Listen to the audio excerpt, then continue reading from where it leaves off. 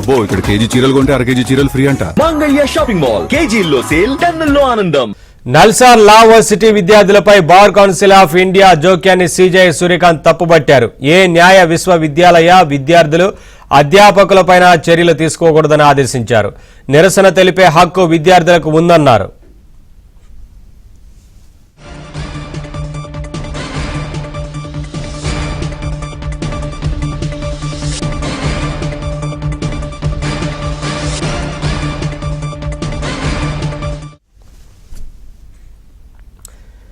NALSAR law varsity విద్యార్థులపై bar council of India జోక్యాన్ని CJ Suryakant తప్పుబట్టారు. ఏ న్యాయ విశ్వవిద్యాలయ విద్యార్థులు అధ్యాపకులపైన చర్యలు తీసుకోకూడదని ఆదేశించారు. నిరసన తెలిపే హక్కు విద్యార్థులకు ఉందన్నారు.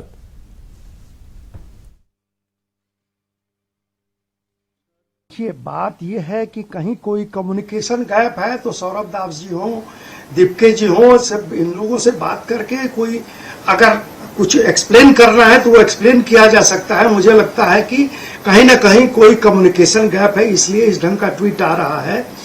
मैं ये पूरी तरह आश्वस्त करना चाहता हूँ पूरे देश को, particularly the law students, the young lawyers, they know it. अभी हमने प्रोटेक्शन का मामला लॉयर यंग लॉयर्स के और लॉयर्स के प्रोटेक्शन का मामला संसद में उठाया है और मैं उम्मीद करता हूं कि वो बिल भी पास होगा, एक्ट आएगा वकीलों के प्रोटेक्शन के लिए. तो वकीलों के हित की रक्षा, यंग लॉयर्स के हित की रक्षा ये करना बार काउंसिल का काम है. मैं ऑलवेज, मैंने ये भी जो आदेश आनंद फानंद में एक आदेश हुआ लेकिन तुरंत काउंसिल ने रोका, काउंसिल में मीटिंग हुई, काउंसिल ने उसको विड्रॉ किया और अपना पर्पस ये था कि जुडिशरी से लॉ स्टूडेंट्स को कोई क्लैश ना हो, उनको इंटर्नशिप में कोई दिक्कत ना हो. जुडिशरी में, सुप्रीम कोर्ट में इंटर्नशिप जो मिलता है उसमें कोई बाधा ना पहुंचे. 1 हफ्ते का होता था वो 2 दिन का हो गया है. अब उसमें भी कोई बाधा पहुंचेगी तो लॉ स्टूडेंट्स को दिक्कत होगी. तो मनसा ये है जो दीपके जी चाहते हैं, जो सौरभ दास जी चाहते हैं, वही हम भी चाहते हैं कि स्टूडेंट्स का इंटरेस्ट, स्टूडेंट्स का जो वेलफेयर है उसको प्रोटेक्ट किया जाए और उनका राइट्स प्रिविलेज जो है सो वो प्रोटेक्टेड रहे. बस इतना ही पर्पस है.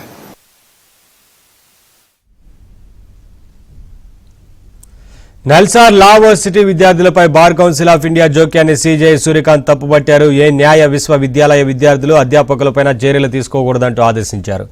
అప్డేట్స్ మా ఢిల్లీ బ్యూరో చీఫ్ కృష్ణ అందిస్తారు. కృష్ణ. నవీన్, శాంతియుతంగా తమ నిరసనలు, అభిప్రాయాలు వ్యక్తం చేసే రాజ్యాంగబద్ధ హక్కు విద్యార్థులకు ఉంటుంది. వాటిపైన ఎటువంటి క్రమశిక్షణ లేకపోతే వేరే చర్యలు కూడా తీసుకోకూడదంటూ సుప్రీంకోర్టు స్పష్టం చేసింది. హైదరాబాద్ లోని నల్సార్ లా యూనివర్సిటీ 2026 బ్యాచ్ విద్యార్థులు ఆ ఎన్రోల్మెంట్ ని నిలిపివేస్తూ బార్ కౌన్సిల్ ఆఫ్ ఇండియా జారీ చేసినటువంటి ఏదైతే వివాదాస్పద సర్క్యులర్ పైన భారత ప్రధాన న్యాయమూర్తి సిజై జస్టిస్ సూర్యకాంత్ నేతృత్వంలోని ధర్మాసనం ఈ రోజు తీవ్ర అసంతృప్తి వ్యక్తం చేసింది. ఇది నాకు, నా విద్యార్థులకు మధ్య నడిచే అంతర్గత సంభాషణ. ఇందులో జోక్యం చేసుకోవడానికి బీసీఐ ఎవరు అంటూ సిజై మండిపడ్డారు. అయితే ఢిల్లీలోని జంతర్ మంతర్ వద్ద నిరసనకారులపైన పోలీసుల వైఖరిని ప్రశ్నిస్తూ దాఖలైన పిటిషన్ పై గతంలో సీజీఐ చేసినటువంటి కొన్ని మౌఖిక వ్యాఖ్యలపైన నల్సార్ విద్యార్థులు అసంతృప్తి వ్యక్తం చేశారు. ఈ రాబోయే యూనివర్సిటీ కాన్వకేషన్ కి సీజీఐని ముఖ్య అతిథిగా ఆహ్వానించే ప్రతిపాదనను పునఃసమీక్షించాలంటూ దాదాపు 450 మందికి పైగా విద్యార్థులు యాజమాన్యానికి వినతి పత్రం సమర్పించారు. అయితే విద్యార్థుల నిరసన ప్రచారాన్ని క్రమశిక్షణ రాహిత్యంగా భావించినటువంటి bar council of India chairman NALSAR 2026 batch గ్రాడ్యుయేట్లు ఎవరు కూడా న్యాయవాదులుగా ఎన్రోల్ కాకుండా తాత్కాలిక నిషేధం విధిస్తూ రాష్ట్ర బార్ కౌన్సిల్లకు ఆదేశాలు ఇచ్చారు. అయితే విద్యార్థుల భవిష్యత్తును దెబ్బతీసేలా ఉన్నటువంటి నిర్ణయం పైన న్యాయవాద వర్గాలు సోషల్ మీడియాలో తీవ్ర దుమారం రేగడంతో బీసీఐ ఆ ఉత్తర్వులను కొన్ని గంటల వ్యవధిలోనే ఉపసంహరించుకుంది. అయినప్పటికీ కూడా ఈ అంశం పైన సుప్రీంకోర్టులో అత్యవసర పిటిషన్ కూడా దాఖలైంది. సుప్రీంకోర్టులో ఈ రోజు justice Suryakant, justice Joymalya Bagchi, justice V మోహన్ల మధ్య విచారణ సందర్భంగా సీజీఐ స్పందిస్తూ నేను కూడా విద్యార్థి రోజుల్లో విద్యార్థి ఉద్యమాల్లో పాల్గొన్నాను. చట్టబద్ధంగా శాంతియుతంగా తమ వాయిస్ ను వినిపించే హక్కు యువతకు ఉంటుంది. ఒకవేళ విద్యార్థులు చెప్పింది పొరపాటే అనుకున్నా నిరసన తెలిపే హక్కును కూడా ఎవరు అడ్డుకోలేరు. విద్యార్థులు నాకు ఉత్తరం రాసి ఉండొచ్చు, అది నాకు విద్యార్థులకు మధ్య విషయం.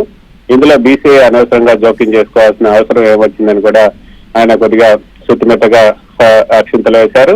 అయితే బీసీఐ గాని మరి ఇతర రాష్ట్ర బార్ కౌన్సిల్ గాని నల్సార్ విద్యార్థులు లేకపోతే అధ్యాపకుల పైన ఎలాంటి ప్రతికూల లేకపోతే వేరే విధమైనటువంటి చర్యలు కూడా తీసుకోకూడదంటూ కూడా సుప్రీంకోర్టు ఈ మధ్యంతర ఉత్తర్వులు అయితే జారీ చేసింది.